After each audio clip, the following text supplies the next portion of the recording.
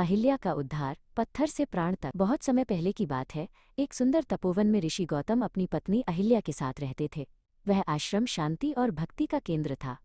अहिल्या का मुखमंडल सूर्य की पहली किरण की तरह तेजस्वी था और उनकी निष्ठा अटूट थी। स्वर्ग के राजा इंद्र अहिल्या के सौंदर्य और पवित्रता पर मोहित थे।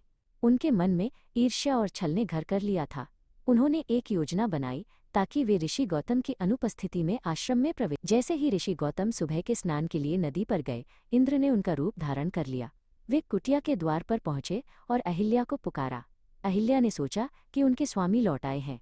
उन्होंने बिना किसी संदेह के अपने द्वार खोल दिए, अनभिज्ञ कि उनके सामने खड़ा व्यक्ति उनके पति नहीं बल्कि भेष बदला हुआ इंद्र है। इसलिए ऋषि गौतम जब नदी से लौटे तो उन्होंने आश्रम में कुछ असामान्य महसूस किया। उनकी दिव्य दृष्टि ने तुरंत इंद्र के छल को पहचान लिया। क्रोध से उनकी आंखें लाल हो गईं। उन्होंने देखा कि उनकी पवित्र कुटिया का अपमान हुआ है। ऋषि का अनुशासन और तपस्या की शक्ति क्रोध बनकर फूट पड़ी। ऋषि गौतम ने इंद्र को उनके कुकर्म के लिए दंडित किया। फिर वे अहिल्या की ओर मुड़े। यद्यपि अहिल्या निर्दोष थी, फिर भी ऋषि के क्रोध ने उन्हें भी नहीं छोड़ा। उन्होंने कहा, तुमने मर्यादा का उल्लंघन किया है, इसलिए तुम एक निर्जीव पत्थर बन जाओगी और सदियों तक इसी वन में पड़ी रहोगी। अहिल्या के पैरों से पत्थर बनना शुरू हो गया। उनकी आंखों में आंसू थे और उन्होंने क्षमा मांगी। ऋषि का हृदय पसीज गया। उन्होंने कहा, जब त्रेता युग में भगवान विष्णु राम के अवतार में यहाँ आएंगे, तब उनके चरणों के स्पर्श से तुम पुनः अपने वास्तविक रूप में लौट आओगी। देखते ही देखते वर्षों बीत गए। ऋतुएं बदली, धूप आई और बारिश हुई, लेकिन वह पत्थर वैसे ही पड़ा रहा। आश्रम वीरान हो गया और चारों ओर घनी झाड़ियां उगाईं।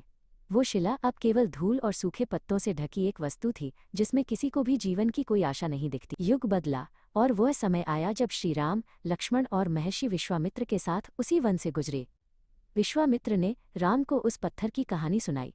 उन्होंने बताया कि यह शिला कोई साधारण पत्थर नहीं, बल्कि श्राप के कारण जमी हुई अहिल्या है जो उद्धार की प्रतीक्षा कर रही है। राम के मन में करुणा जाग उठी।